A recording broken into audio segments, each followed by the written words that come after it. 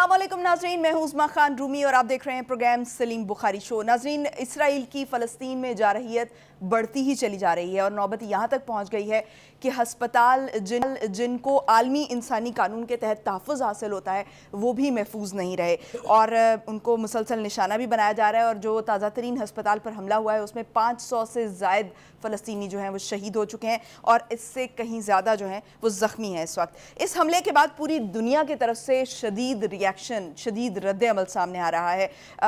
वो ममालिक जो इस वक्त तक खामोश थे या इज़राइल की किसी हद तक साइड लेते हुए दिखाई दे रहे थे, अब इस इज़राइल की इस हरकत पर जो है वो मजम्मत करते हुए दिखाई दे रहे हैं। लेकिन जो अमेरिका है वो अभी भी हठधर्मी से बाज नहीं आ रहा है, क्योंकि जो बाइडन साहब जो हैं वो इज़राइल पहुँचे हैं और उन्होंने वैसे तो कहा है कि मैंने इज़राइली वज़ीर-ए-आज़म से मुलाकात में बहुत सख्त किस्म के सवालात किए उनसे, लेकिन साथ ही ये भी कहा है कि इज़राइल एक पैगाम लेकर आया हूँ और वो पैगाम ये है कि इज़राइल तन्हा नहीं है। ये हठधर्मी जो है वो किस तरफ लेकर जाएगी पूरी दुनिया को, क्या ये किसी आलमी जंग की तरफ इशारा हो सकता है, इस पर बात करेंगे। साथ ही साथ जो साइफ़र केस है उसमें बहुत अहम डेवलपमेंट्स हुई हैं और आज़म ख़ान के बाद अमेरिका में जो पाकिस्तान के सफ़ीर थे असद मजीद, उन्होंने भी अपना बयान जो है वो रिकॉर्ड करा दिया है और इमरान ख़ान के ख़िलाफ़ जो है वो गवाह बन चुके हैं। रिकॉर्ड बयानात में क्या क्या इंकशाफात किए गए हैं इस पर आज के प्रोग्राम में हम बात करेंगे। और इसके अलावा एक और बहुत अहम डेवलपमेंट जो कि हुई नवाज़ शरीफ की वापसी के हवाले से, तो नवाज़ शरीफ की तरफ से जो एवनफील्ड और अल अज़ीज़िया केस है उसमें हिफाजती ज़मानत की दरख्वास्त दायर की गई आज अदालत में और उस पर समाअत भी हुई और इस्लामाबाद हाई कोर्ट ने नैब को नोटिस जारी किए और कल तक ये समाअत जो है वो मुलतवी कर दी गई है। क्या अब सवाल ये है कि क्या नवाज़ शरीफ को कल में आने वाले दिनों में कोई रिलीफ मिल सकेगा, जिसके बाद जो है वो 21 अक्टूबर को जब वो पाकिस्तान लैंड करेंगे तो उनको हिफाजती ज़मानत मिल सकेगी या नहीं। अस्सलाम वालेकुम बुखारी साहब। जी वालेकुम अस्सलाम, कैसी हैं आप? मैं ठीक हूँ बुखारी साहब। बुखारी साहब, अब तो हस्पताल भी महफूज नहीं है इज़राइल के हमलों से और एक शदीद रिएक्शन भी देखने में आया, लेकिन अमेरिका जो है वो अभी तक अपनी उसी हठधर्मी पर कह लें या अपनी उसी पोजीशन पर बरकरार है। वो गालिब ने कहा था ना कि गालिब हमें ना छेड़ के फिर जोशे अश्क से बैठे हैं हम तहिया तूफ़ान किए हुए। मैं जो इमेजेस फ़लस्तीन से, गज़ा से, ईस्ट जेरूशलम से, रफ़ा से जो आ रहे हैं वो सारी दुनिया देख रही है। हम उसका इयादा ज़रूर करेंगे, लेकिन पासिंग रेफरेंस में मैं थोड़ा सा आज ज़रा उससे पीछे जाना चाहता हूँ और उस हवाले से दो तीन बातें मेरे जहन में आ रही हैं जो मैं बड़ी शद्दोमत के साथ करना चाहता हूँ। पहली बात तो ये कि हमने एक तवील कई दहाइयों के ऊपर मबनी प्रोपेगेंडा सुना होलोकॉस्ट का, कि हिटलर ने जनाब बड़ी ज़्यादती कर दी, उन्होंने ये सैहूनी माइंडसेट के लोगों को नेस्तो नाबूद कर दिया।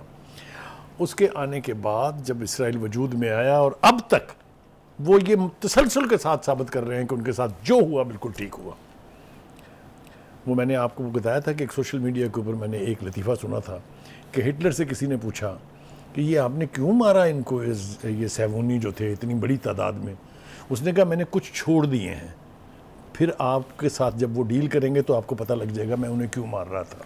मेरे ख्याल से ये लतीफ़ा जो है ये हकीकत के ज़्यादा करीब तर है, इसलिए कि हमें तो ये बताया गया कि ये मज़लूम लोग थे, इनके साथ बड़ा जुल्म हुआ, लेकिन ये माइंडसेट कैसे चला उसकी थोड़ी सी झलक एक आपके सामने मैं पेश करना चाहता हूँ। 1969 में गोल्डा मायर प्राइम मिनिस्टर थी, खातून थी, लेकिन उन्होंने कहा फ़लस्तीनियों का तो कोई वजूद ही नहीं है, एज बैक एज 1969। उसके बाद जो ली वाई एशकोल साहब जो प्राइम मिनिस्टर बने, उन्होंने कहा कि जब हम यहाँ आए थे तो 2,50,000 बद्दुओं और अरबों के अलावा यहाँ कुछ नहीं था और ये सारा सहरा था। यानी वो ओनरशिप ले रहे हैं कि यहाँ तो जो कुछ किया वो हमने किया, ये मामे नहीं लगते जो अरब और फ़लस्तीनी है। ज़रा माइंड सेट देखते जाइए। मनाहम बेगम ने कहा कि फ़लस्तीनी 2 टांगों वाले दरिंदे हैं। ये मैं आपको माइंड सेट बता रहा हूँ कि क्या होता रहा है। आइजक मीर साहब जो हैं वो कहते हैं कि फ़लस्तीनी ग्रास होपर यानी टिड्डियाँ हैं और इन्हें तबाह करना ज़रूरी है। ये है वो माइंड सेट जो इनहेरिट किया है इस जलील नेतन्याहू ने, और जो कुछ वो सब कर रहा है माजी के तमाम अंदेशे जो इनके बारे में थे वो उनको सच साबित कर रहे हैं।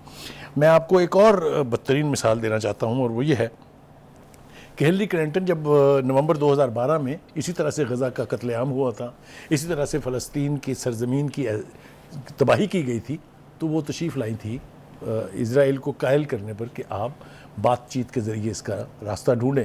ایئرپورٹ کی استقبالیہ تقریب میں اسی نیتن یاہو نے ان سے کہا تھا کہ ہم فلسطینیوں کا قتل عام کرتے رہیں گے، اگر آپ ہمیں روکنے کے لیے آئی ہیں تو واپس چلی جائیں۔ یہ حیثیت تھی امریکی وزیر خارجہ کی اس نیتن یاہو جو ایک پاگل درندہ دہشت گرد ہے اس کی۔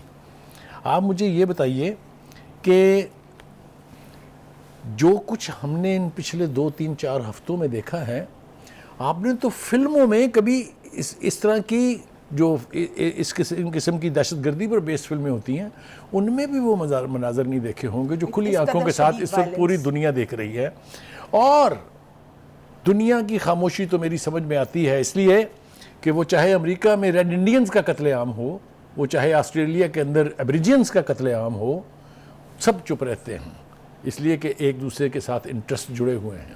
لیکن اس کے اوپر عربوں کی خاموشی، اس کے اوپر مسلم دنیا کے دوسرے ممالک کی خاموشی، چند کو چھوڑ کے جنہوں نے کچھ نہ کچھ ضرور کیا ہے، مجھے میری سمجھ سے بالکل بالا تر ہے۔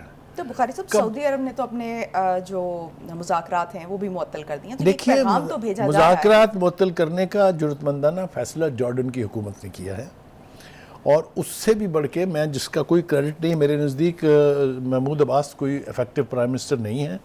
وہ میں اگر مطلب لبرٹی لوں تو یہ کہوں گا کہ وہ at best he has been serving the American interest, کیونکہ پی ایل او کے یاسر عرفات کے بعد جو پی ایل او کا ہوا وہ ہم سب کے سامنے ہے۔ لیکن ہیونگ سیڈ دیٹ، مجھے یہ بتائیے کہ سب سے پہلی جرت تو کی محمود عباس نے کہ میں نہیں ملوں گا آپ سے، کریڈٹ شوڈ گو ٹو ہم۔ پھر جارڈن کی گورنمنٹ نے وہ 3 پارٹائٹ میٹنگ جو تھی جس میں چوتھا فریق لبنان بھی شامل تھا، انہوں نے کہا کہ ہم آپ سے ملنا نہیں چاہتے۔ یہ پہلا میسج گیا ہے امریکن مائنڈ سیٹ کو کہ دنیا میں اب آپ کے خلاف ریزسٹنس کی ابتدا ہوا چاہتی ہے۔ جو میں نے سعودی عرب کا خاص طور سے ذکر کیا، وہ ہمارے بہت اچھے دوست ہیں، ساری میرے خیال سے جو دہائیوں پر محیط دوستی ہے، جس میں کبھی کوئی کہیں ہم امبیرس نہیں ہوئے ہیں۔ ان سے مجھے صرف ایک سوال ہے میرا، جو میں نے کل بھی اٹھایا تھا، میں آج بھی اٹھا رہا ہوں، کہ وہ جو مسلمانوں کی نیٹو ہے، وہ جو فورس تشکیل دی گئی تھی کوئی 40 کے قریب ملکوں کی افواج کے اوپر، وہ کہاں ہے؟ وہ کیا کر رہی ہے؟ کیا اس کا کام صرف مسلمانوں کا قتل عام ہے، یا مسلمانوں کے قتل عام پر خاموشی ہے؟ یہ وہ بہت بڑا سوال ہے جو آج ہم شاید انفرادی طور پہ اٹھا رہے ہیں، لیکن آنے والے دنوں میں آپ یہ آوازیں اور بہت طرف سے سنیں گی۔ دیکھیے جی، کرنا کیا چاہیے؟ مسلمان جو آپ کہتے ہیں ہم کمزور ہیں۔ جہاد کی 4 قسمیں میرے علم میں ہیں۔ ایک قسم تو یہ ہے کہ آپ تلوار یا بندوق اٹھائیے اور جنگ میں چلے جائیں دشمن کے خلاف۔ دوسری اس کی صورتحال یہ ہے کہ اگر آپ کے پاس تلوار نہیں ہے، بندوق نہیں ہے، تو آپ پتھراؤ کریں اپنے دشمن پر۔ اور تیسرا یہ ہے کہ اگر آپ یہ بھی نہیں کر سکتے تو آپ بآواز بلند تبرہ کریں دشمن کے اوپر۔ اگر آپ اس سے بھی زیادہ کمزور ہیں تو دل میں تبرہ کریں اس کے اوپر۔ یہ ہے جہاد۔ مجھے بتائیں کون سا مسلمان ملک جہاد کی 4 قسموں پہ عمل کر رہا ہے؟ یہ ہے قسم پرسی۔ اب تو یہ جو ہاسپٹل پر حملہ ہوا ہے، اس کے بعد جو اردن، مصر اور فلسطینی اتھارٹی جو ہے اس نے بائیڈن سے ملنے سے بھی انکار کر دیا۔ دیکھیے، بائیڈن سے ملنے سے انکار کرنا بہت ضروری تھا۔ امریکہ کو اپنی اوقات کا پتہ چلنا چاہیے کہ اگر اس نے اس ناسور کو، میں آپ کو ایمانداری سے بتاتا ہوں کہ میرے خیال سے اسرائیل کا وجود اس وقت کرۂ ارض کے اوپر ایک رشتہ ہوا ناسور ہے، کینسر جس کو کہتے ہیں، اور کینسر کا صرف ایک علاج ہوتا ہے کہ اس حصے کو کاٹ کے پھینک دیں۔ میرا خیال سے مسلمانوں کو تھوڑی ہمت پکڑنے کی ضرورت ہے۔ اس وقت جو ہمارے سپہ سالار صاحب تھے سابقہ، اور اس وقت وہ جو نیٹو فورس کے جو چودھری صاحب ہیں، ان کو چاہیے صلاح الدین ایوبی کی روایت پہ عمل کریں۔ انہوں نے جب یروشلم کا قبضہ لیا تھا تو انہوں نے کسی سے پوچھا یا کسی کا انتظار تھوڑی کیا تھا۔ تو کہنے کا مطلب یہ ہے کہ اسرائیل کا وجود اب ناقابل برداشت ہوتا جا رہا ہے in term of what they have done to the humanity. یہ ایک قوم کے خلاف جرائم نہیں ہیں، یہ انسانیت کے خلاف جرائم ہے۔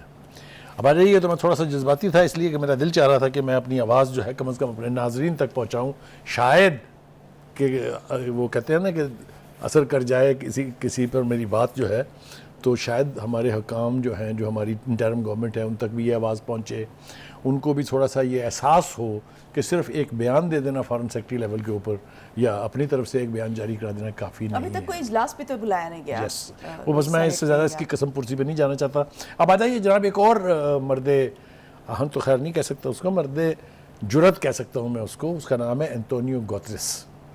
یہ پہلی دفعہ ہم دیکھ رہے ہیں کہ امریکہ کی خواہش کے برعکس یونائٹڈ نیشن کا سیکرٹری جنرل، جس کے پاس 200 سے زیادہ ممبران وفود بیٹھتے ہیں، اس نے بآواز بلند کہا ہے کہ جو کچھ ہسپتال کے اوپر اٹیک کے بعد کیا، کوئی گنجائش نہیں بچتی اس پر سوائے اس کی مذمت کی جائے، سوائے اس کے مجرموں کو سزا دی جائے۔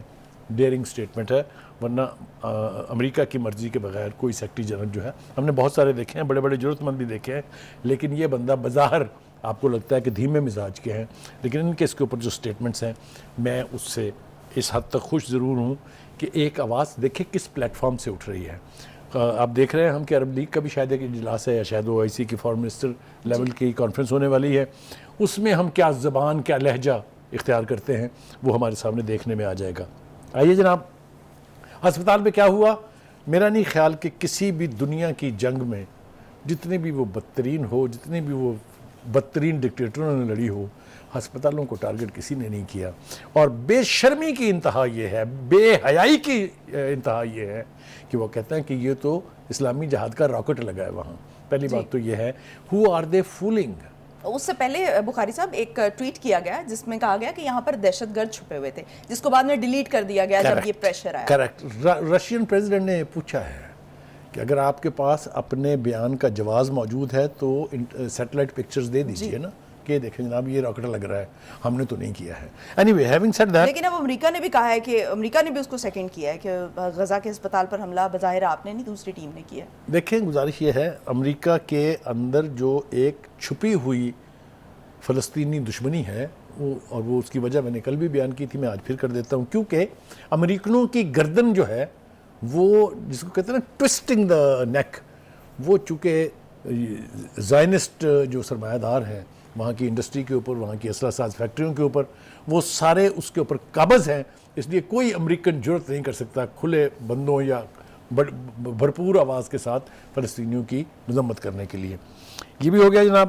اب آپ اور آ جائیے جناب، جو فرانس کے صدر ہیں، انہوں نے بھی شکر ہے ان کو بھی توفیق ہوئی ہے، ان کی بھی آنکھیں کھلی ہیں، انہوں نے بھی اس ہسپتال کے حملہ جو ہے اس کی مذمت کی ہے۔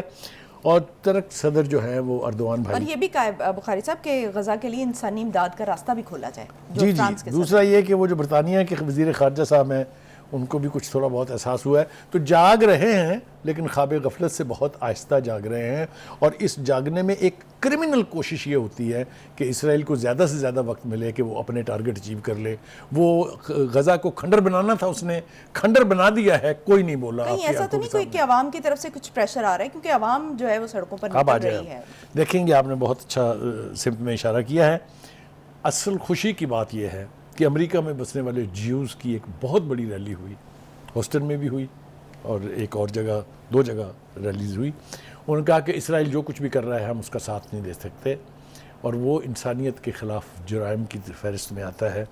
یہ بہت بھرپور آواز ہے کہ، اور دوسری بات یہ کہ ہم کئی بار کہہ چکے ہیں، پھر دوبارہ ایک دفعہ کہنے کی ضرورت ہے، ہم یہودیوں کے خلاف نہیں ہیں۔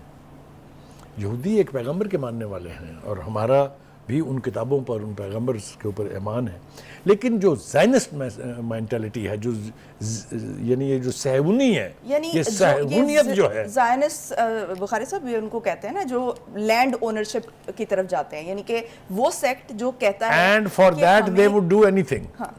یہ بالکل آپ نے صحیح ان کی تعریف کر دی ہے۔ اور جو اصل جیوز ہیں وہ یہ کہتے ہیں کہ لینڈ آکیوپائی کرنا ہمارے مذہب میں ہے ہی نہیں۔ کریکٹ۔ دوسری بات یہ ہے کہ جو کچھ امریکہ کے صدر کے ساتھ ہو گئی ہے، جو بائیڈن کے ساتھ، جو بائیڈن صاحب کو میں مطلب ہے کوئی کریڈٹ کسی کام کا دینے کے لیے تیار نہیں ہوں۔ میرا خیال ہے انہوں نے جو امریکہ کی رہی بچی کھچی جو ساکھ تھی اس کا بھی بیڑا غرق کر دیا ہے، اور تاریخ انہیں یاد رکھے گی کہ انہوں نے اپنے اقدامات سے انسانیت دشمنی اور انسانیت کے دشمنوں کا ساتھ دے کے ایک نئی روایت کو جنم دیا۔ امریکہ کرتا ہمیشہ رہا ہے فلسطین کی، لیکن اتنی کروڈ، اتنی اوپن اور اتنی ڈیرنگ طریقے سے ان کے جرائم کا شریک کار بننا جو ہے یہ میرے خیال سے وہ بائیڈن صاحب نے پہلی روایت قائم کی ہے. آئیے جناب آگے چلتے ہیں. جو پریزیڈنٹ صاحب کا دورہ تھا پریزیڈنٹ بائیڈن کا, اس کا تو ہم پہلے ابتدا میں ذکر کر چکے ہیں کہ وہ چاروں نے انکار کر دیا ان سے, لیکن وہ پھر بھی ڈٹائی کے ساتھ اسرائیل پہنچ گئے ہیں اور وہاں جا کے وہی کیا انہوں نے جو وہ طے کر کے آئے تھے. جس طرح کے بیانات انہوں نے دیے ہیں ان کو میرے خیال سے گراؤنڈ ریالٹی سے ان کا کوئی تعلق نہیں ہے. جو دنیا کے اندر کنسرن کے لیے آواز ہو رہی ہیں وہ شاید انہیں سنائی نہیں دیتی ہیں. وہ اندھے ہیں یا بہرے ہیں, یہ کیا ہے, یا ان کی ٹیم کیوں ان کو نہیں بتا رہی ہے کہ دنیا میں یہ جو اٹھنے والی آوازیں ہیں یہ بالآخر ایک تحریک کی شکل بھی اختیار کر سکتی ہیں, اور ایسا تاریخ اور ان کے اپنے عوام بخاری صاحب اس کے اگینسٹ کھڑے ہو سکتے ہیں. آگے الیکشنز بھی آنے والے ہیں. کریکٹ. وہ میں نے کہا نا کہ اپنی ان کرتوتوں, اپنی ان حرکتوں, اپنے ان جرائم کا حساب قوم بھی مانگے گی ان سے اور ان کو دینا بھی پڑے گا. بچ نہیں سکتے یہ. ٹھیک ہے. اعظم خان کے بعد جو امریکہ میں سابق سفیر ہیں پاکستان کے اسد مجید, وہ بھی چیئرمین پی ٹی آئی کے خلاف جو ہے وہ گواہ بن گئے ہیں اور انہوں نے اپنا ریکارڈ بھی جمع کرا دیا, بیان ریکارڈ کرا دیا ہے. اسد مجید نے اپنے بیان میں یہ کہا ہے کہ میرے سائفر میں دھمکی اور سازش کا لفظ سرے سے ہی موجود نہیں تھا. سازش اور دھمکی جیسے بے معنی یہاں کی جو سیاسی قیادت ہے اس نے خود یہ لفظ جو ہیں وہ اخذ کیے ہیں. بخاری صاحب, سب سے پہلے تو اس سے پہلے جب اعظم خان کے بارے میں بات ہو رہی تھی تو جو خان صاحب ہیں انہوں نے کہا تھا کہ جب یہ اعظم خان کے متعلق باتیں رپورٹ ہو رہی تھیں تو یہ کہا جا رہا تھا کہ جو خان صاحب ہیں انہوں نے کہا ہے کہ اعظم خان جو ہے بڑے ایماندار آدمی ہیں, ان سے جب تک میں خود نہیں سن لیتا تب تک جو ہے وہ میں یقین نہیں کروں گا. لیکن اب تو بیانات بھی ریکارڈ ہو گئے ہیں, تو کیا دیکھتے ہیں کہ اب ان کو یقین آ جائے گا کہ یہ بیانات اب ریکارڈ ہو چکے ہیں؟ دیکھیے, جرم کرنے والے کو یقین آنے نہ آنے سے کوئی فرق نہیں پڑتا. جس نے جرم کیا ہے اس کو اس کی سزا بھگتنی ہے. سائفر کے دو اہم کردار جو ہیں اسد مجید صاحب اور پھر اعظم خان صاحب, انہوں نے جس انداز سے گفتگو کی ہے, جتنی آرٹیکلیٹڈ گفتگو کی ہے انہوں نے, اس سے ہر چیز واضح ہو گئی ہے. جناب اسد مجید صاحب جنہوں نے وہ سائفر لکھا, وہ یہ کہتے ہیں کہ دھمکی اور سازش کے تو الفاظ تک استعمال نہیں ہوئے پورے سائفر میں, مگر جس طرف انہوں نے اشارہ کیا ہے کہ ہوا کیا ہے وہ یہ کہ یہاں کی جو سیاسی قیادت تھی انہوں نے اپنی مرضی کے معنی اخذ کیے اس کے. اس کا سب سے بڑا قصوروار شخص جو ہے اس کا نام شاہ محمود قریشی ہے. Shah Mahmood Qureshi must be tried under article جو بھی ریلیونٹ ہے, میں پتہ مجھے ہے لیکن میں دہرا نہیں رہا ہوں, for violating the constitution, for violating the official secret act, because انہوں نے وہ غلط ترجمہ کروایا جس پر عمران خان صاحب نے اس کو خریدا, اس ترجمے کو, یعنی اس کو اعتبار کیا, اور پھر وہ جس انداز سے, کاش کوئی وہ فوٹیج چلا دے. وہ اب جو کہتے ہیں نا کہ جی میں نے تو خالی کاغذ لہرایا تھا, سوری, اس کے ساتھ جو گفتگو انہوں نے کی تھی کاش وہ ہم لوگوں کو دکھا سکتے. وہ اس کے کانٹینٹس بیان کر رہے ہیں. دیکھیے, سائفر از اے سیکرٹ ڈاکومنٹ, سوری, اسی لیے وہ آفیشیل سیکرٹ ایکٹ میں آتا ہے. اس کے مندرجات اگر آپ عوام تک شیئر کریں گے تو آپ کے جرم کے لیے کسی ثبوت کی ضرورت باقی نہیں رہتی ہے. حکومتی لیول کی چیز ہوتی ہے. ایک تو یہ ہو گیا. ٹھیک ہے جی. میں سمجھتا ہوں کہ اسد مجید اور اعظم خان کے جو بیانات ہیں وہ عمران خان صاحب کے خلاف اوپن چارج شیٹ ہے, اور اس کے جو کانٹینٹس ہیں چارج شیٹ کے, دے آر انڈینائیبل. آپ اب اسے کسی عدالت میں کسی وکیل کی ہنرمندی سے اس کو غلط ثابت نہیں کر سکتے. Those are the concerned people, relevant people, and you have to trust when they speak in a court of law کہ وہ کیا کہہ رہے ہیں. ایک بات تو یہ ہوگی. دوسری بات یہ ہے کہ جرم یہاں ختم نہیں ہوتا, جرم یہاں سے شروع ہوا ہے. اس کے بعد دیکھیے رول اسد کیسر کا, اور وہ قاسم سوری صاحب, پتہ نہیں سوری خاندان سے ان کا کوئی تعلق ہے یا نہیں ہے, وہ انہوں نے کیسے ایکٹ کیا. انہوں نے 2 سیکنڈ نہیں لگائے اسمبلی توڑتے ہوئے, اور جو انہوں نے تقریریں کی تھی اس وقت, خاص طور سے سوری صاحب نے, وہ اس کا بس صرف حوالہ دیا جا سکتا ہے, اس کے کانٹینٹ بیان نہیں ہو سکتے ہیں. وہ اپنی وفاداری کے چکر میں trying to be more loyal than the king, انہوں نے کیا کچھ کہا, ان کو بھی قیمت چکانی پڑے گی. یہ میں آج اب ذمہ داری سے اس پروگرام میں کہہ رہا ہوں, قاسم سوری صاحب جو ہیں وہ اس اطمینان سے نہ بیٹھیں کہ ان کو کسی نے نہیں پوچھنا ہے, ان کی باری آنی ہے. ایک ہو گیا. اب آ جائیے جناب, اس کے بارے میں جو مزید گفتگو کرنا ضروری ہے وہ یہ کہ اسد مجید صاحب یہ کہتے ہیں کہ جو کچھ بھی یہاں اس سائفر کے ساتھ کیا گیا اس نے پاکستان کے ڈپلومیٹک کمیونیکیشن سسٹم کو برباد کر کے رکھ دیا ہے. No one will trust you now. آپ دیکھیے کتنی بڑی تباہی ہے یہ کہ ہر حکومت کا فورن آفس آپ کو کوئی بھی سفر بھیجتے ہوئے یا کوئی بھی ڈپلومیٹ باہر سے سفر بھیجتے ہوئے 200 مرتبہ سوچے گا کہ پاکستان میں اس ایک اتنے سائیکروسینٹ چیز کا اتنا بڑا تمسخر اڑایا جا سکتا ہے. ایک بات. دوسری بات یہ کہ اس کا نتیجہ کیا نکلا؟ اس کا نتیجہ یہ نکلا کہ ایک سپر پاور کے ساتھ جو ہمارے 70 سال پرانے اتحادی ہیں ان کے ساتھ تعلقات کے اندر جو بگاڑ آیا. بات تو بہت بگڑ جاتی نا اگر اگلے والوں نے فوری طور پہ سنبھال نہ لی ہوتی. تو یہ سارا کچھ جو ہے یہ انہوں نے خان صاحب نے کیا ہے پاکستان کے ساتھ. اسد مجید صاحب اس کی تفصیل مزید بتاتے ہیں. وہ یہ کہتے ہیں کہ ایک تو یہ کہ یہ نہیں کہ وہ اچانک میرے پاس آئے اور انہوں نے کہا باز کرو اپنے پرائم منسٹر کو. وہ کہتے ہیں ملاقات پہلے سے طے تھی. اس کے اندر ایک اور ڈپلومیٹ بھی ان کے ساتھ جو جونیئر لیول کا موجود تھا جی. اور جو گفتگو ہوئی اس پر مبنی سائفر کو اگر اجازت ہو کہ اوپن کر دیا جائے تو وہ کہتے ہیں کہ وہ کچھ نہیں ہے اس میں جو شاہ محمود قریشی صاحب نے اخذ کیا, جو عمران خان صاحب نے تسلیم کر کے اس کو آگے بڑھایا اور پوری ایک کمپین بلڈ کی. اس میں ثبوت کی ایک اور وجہ سے بھی ضرورت نہیں ہے. عظما آپ دیکھیے جنہوں نے یہ لہرایا تھا انہوں نے بعد میں یہ کہا کہ that is behind our back. ہمارے تو تعلقات بہت اچھے ہونے چاہیے ان کے ساتھ. پھر ان کے ڈپلومیٹس کے ساتھ بیٹھ کے آپ کی پوری لیڈرشپ نے میٹنگز کی. خود خان صاحب بھی امریکن ایمبیسڈروں سے ملتے رہے ہیں. وہ اب تفصیلیں اس کے بعد ملتے رہے, تفصیلات سامنے آ رہی ہیں, یہ سب کچھ ہم کو پتہ چل رہا ہے.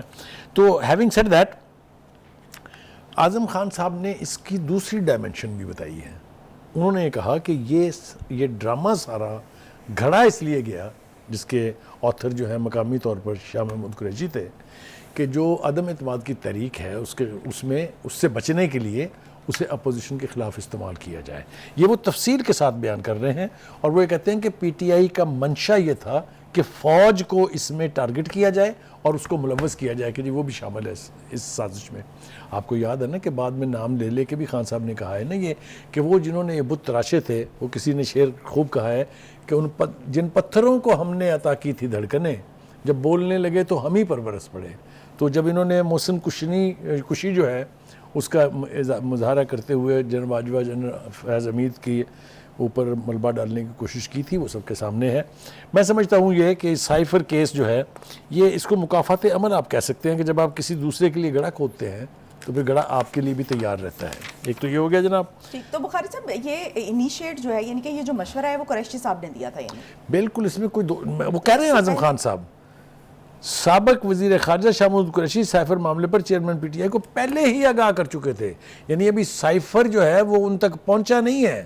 شاہ محمود قریشی صاحب نے 2 جرم کیے. ایک یہ کیا کہ اپنی مرضی کا ترجمہ کرایا اور ایک ایسا بیانیہ بنایا جس کو 1 سیکنڈ سے پہلے بائی کر لیا جناب خان صاحب نے, اور پھر اس کے بعد جو ہوا سو وہ آپ کے بھی سامنے ہے, ہمارے بھی سامنے ہے. ملک کے مفاد سے کھیلنا, ملک کے مستقبل سے کھیلنا, یہ ایک ایسا جرم ہے جس کی کوئی معافی نہ ملنی چاہیے اور نہ کہیں اس کی معافی ہوتی ہے. ہمارے پاس ایسی مثالیں پہلے بھی ہیں جو مختلف محکموں کے اندر لوگ جو ایک یاد ہوگا آپ کو نادرہ کے جو ایک چیف تھے, ایک فوجی جو باقاعدہ سرونگ جنرل تھے, ان سب کو اپنی اپنی کرتوتوں کی سزا مل چکی ہوئی ہے. تو کوئی ایکسیپشن نہیں ہونی چاہیے کسی ایسے شخص کے لیے جو پاکستان کے مفاد سے کھیلے, جو پاکستان کے مستقبل کے ساتھ کھلواڑ کرے. ٹھیک. تو بخاری صاحب کیا سزا ہو سکتی ہے, کیا ایکسپیکٹ کر رہے ہیں ان بیانات کے قلم بند ہونے کے بعد؟ دیکھیے اس کے اندر ایک خرابی یہ ہے کہ جو آفیشیل سیکرٹ ایکٹ ہے یا جو آرٹیکل 6 ہے یعنی جس کو غداری کہتے ہیں, اس کی 2 ہی سزائیں ہیں, بلکہ 3 ہیں. ایک یہ کہ آپ بچ جائیں, آپ بری ہو جائیں, دوسری عمر قید ہے, تیسری سزائے موت ہے. No one will wish such a punishment for anyone جس کا کوئی قصور نہ ہو, لیکن جنہوں نے ملک کے ساتھ کھلواڑ کیا ہے ان کے لیے دل میں رحم نہیں ہونا چاہیے, because Pakistan is more important than individual. یہ بات ہم کنوے کرنا چاہتے ہیں اپنے اس پروگرام کے ذریعے سے بھی, اور ہر پاکستان کو اس کا ادراک ہونا چاہیے کہ کوئی شخص اتنا بلند نہیں ہے जो पाकिस्तान के ऊपर, जिस पर पाकिस्तान को कुर्बान किया जा सके। That's all I want to से। ठीक हो गया। नाज़रीन, एक छोटा सा ब्रेक, जिसके बाद हम डिस्कस करेंगे कि जो नवाज़ शरीफ हैं वो 21 अक्टूबर को पाकिस्तान पहुंच रहे हैं, तो और उनकी वतन वापसी पर पाकिस्तान में उनके इस्तकबाल की तैयारियां भी हो रही हैं। लेकिन इस्तकबाल जो है वो इस वक्त इतना इंपॉर्टेंट नहीं है। इस वक्त जो मौजूद बहस है वो है उनको दरपेश कानूनी चैलेंजेस, उस पर बात करेंगे।